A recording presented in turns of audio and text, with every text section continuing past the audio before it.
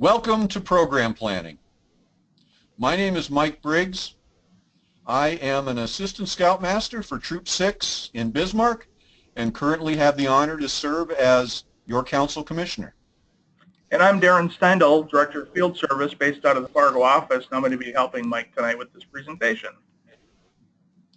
What we're going to talk about tonight is why do we need to program plan. We'll go through some reasons, we'll go through some opportunities, we'll go through some ways to approach it. We're going to talk about Journey to Excellence and how it fits into program planning. Look at materials that you should gather before you go through the program planning, as well as what resources are out there. We'll talk about the annual program planning steps to success method and how you can utilize that to put together a successful plan. And then finally get into how do you fund that plan. Why do we program plan? As it says on the slide, if you fail to plan, you plan to fail. I look at this a little bit like Field of Dreams, the movie with Kevin Costner where he kept hearing a voice telling him, build it and they will come. And it's the same thing with program planning. You build a successful plan and they will come. The scouts will stay, they'll bring their friends. But why do we do it? One, retention. You want to keep the scouts you have. You want to recruit more scouts. You want the kids to have fun. If you have plans laid out, they always go better than ones that are done last minute. As you plan, you can have better activities because you'll know what the kids want to do, and your participation will increase. Because they're having fun, you'll see more scouts come and hopefully more volunteers. And finally, if you're trying to do it all yourself, that's not a good thing. So you spread it out, get others involved. That helps you maintain your sanity. So one of the things that we want to keep in mind when you're building your plan is the Journey to Excellence. This is a recognition program, and it's a way to help a unit kind of understand what does success look like. And what they've done is they look at other units and set some benchmarks for different areas. But it's not so much about just hitting the benchmark. It's about making success from year to year. So doing better than you did last year. These can be just a set of requirements that you look at the end of the year and say, well, yeah, either we qualified or we didn't. Or you can build these into your plan and set some benchmarks throughout the year and monitor it. See, are we doing well or not? And then at the end of the year, it's not going to be a surprise whatever level you've achieved. There are 4 major focus areas in Journey to Excellence, and the areas are the same across no matter what kind of unit you have, a pack, a troop, an explorer post, or a venture crew. The first is planning and budgeting. Are you conducting an annual planning meeting? Do you have a plan as a unit going forward? And have you thought through the budgeting for that? Membership. Are you recruiting new members? Are you retaining the members? And also from the Webelow to Scout transition, are the kids moving from packs to troops? Program. Advancement. Advancement's important because it's one way to tell a successful unit. If they're advancing, it generally means there's a successful unit and a successful plan going on. Activities. Are the units involved? Are the kids getting in activities as well as service? And then finally, summer camp. And are they being involved in that? Volunteer leadership. Are you able to recruit and fill the major positions that you have? And are those volunteers trained? Okay, so before we actually sit down and start working on your plan, you're going to want to gather some materials. The first thing is to have the Council Program Planning Guide available. Now the guide includes information from May of 2017 all the way through December of 2018. It's got council and district dates, and the printed versions are going to be distributed at the roundtables, or you can get it from your district executive. We also have electronic versions that you can download from the council website. The way it's laid out, it's supposed to look like a wall calendar, so you can actually hang it up on the wall if you want to. And the top part of the calendar, of the guide, is the dates for each of the districts, so you have to know which district you're in. The council dates are on the bottom left of this page. On the bottom part is going to be the actual calendar with a lot of space for you to add in your dates for your unit meetings and you can highlight whatever council or district activities you're going to participate in. Some units even will copy these off and hand them out to the parents so they know what's going on from month to month. There's also a lot of other information in the guide. There's the parent talent survey form, some other forms that you might use on a regular basis, as well as some tips for putting together a Cub Scout and Boy Scout program for the year. Next, you'll want to get your Journey to Excellence scorecard. As I said, the major areas of focus are the same, but the requirements are a little different, whether you have a scorecard for a pack or a troop or a post or a crew.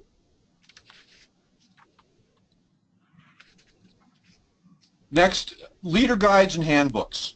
There's a lot of information out there they can use to help you. You don't have to reinvent the wheel, because a lot of this has been done. For Cub Scouts, you've got the Den Leader Guidebooks, the Cub Scout Leader Book. For Boy Scouts, you've got, in addition to the handbook, you've got program features and the Troop Leader Guidebook. All of these are out there, and there's many others that you can utilize to be a part of helping you figure out just what you want to do. One of the other things you definitely want to have is school and church calendars, because if you've ever planned an event and then all of a sudden people don't show up and you find out, oh, it was a high school football game that everybody went to, you know, you don't want to have those kind of conflicts. So having those calendars available is really critical. And other resources are out there. There's always help for you. You're not by yourself. There's council websites, national websites, pack and troop websites, which I've used a lot. If I've got an idea, I'm looking for an idea, I'll often go out and just type in, for example, blue and gold banquets and see what comes up, looking at what some different units are doing, and I've come up with some great ideas there. Council-sponsored fundraisers, being involved in that. The budget sheet is important, so you can figure out what you're able to do. Working with your chartering organization. It's always great to try and do a service project to help them. Unit commissioner, council staff, district staff, and look around you. The people sitting out there with you are experienced. They've got ideas. They've got things that have worked. They've got things that maybe didn't work so well. Utilize them, too, to help you come up with the idea of what you need to do going forward. Okay, so once you've gathered all the material to actually start your plan, what you're going to want to do is set a date and invite the parents and the scouts to get together. We encourage you to do that in April or May. And when you get them together, have them list on a flip chart all the activities that they think would be a part of their ideal year of scouting. And don't limit it. No, don't say, oh, well, that'd be nice, but we can't do it. Just write everything down. This is a brainstorming session. If they get crazy, that's okay. The next step, the unit committee looks through the ideas and crosses off some of those that maybe aren't feasible or are against BSA policy. For example, laser tag is on this list, and any activity where you're pointing a gun or simulated gun against someone is not acceptable by the Boy Scouts. Okay, so once you've kind of narrowed down the activities that you're actually going to let them do, put them on a voting chart. And don't forget some of the activities are in the council and district calendars too, because the parents might not know about those, so you might want to add those in at this point as well. And once you get the voting chart together, it's time to get the parents and the scouts back in the room again so they can do the next step,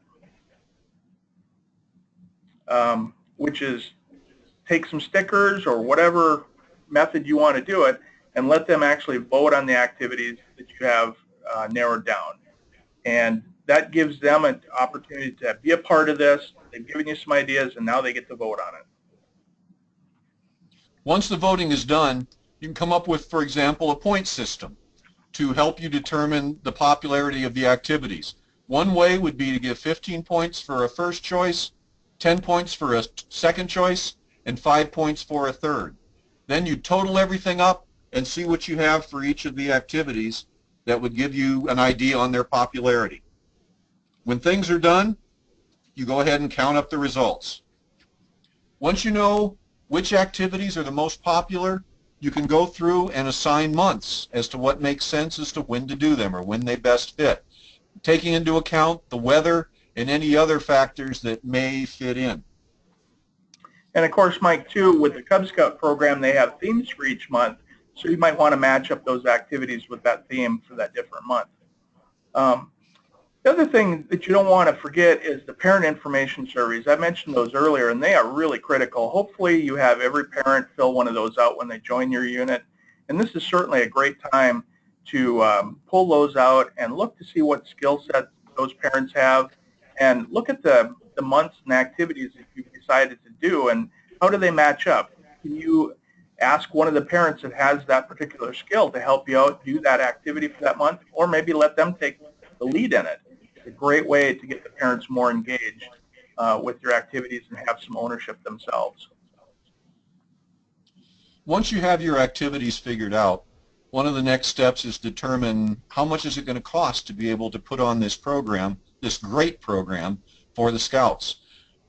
This is one option that's available. It's a worksheet that's available on the website that you can use, but feel free to go at it any way you can.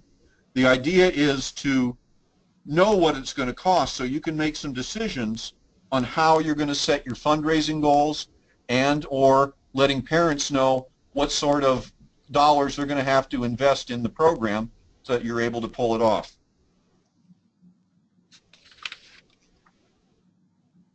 We suggest you work on the budget in the June-July time frame, and once you have your totals there, you can decide how you want to approach funding these activities. Do you set goals for how much popcorn you want to sell, maybe individual goals for Scouts? Are you going to ask the parents to put in a certain amount of money in dues or whatever to fund this and make sure that it goes forward?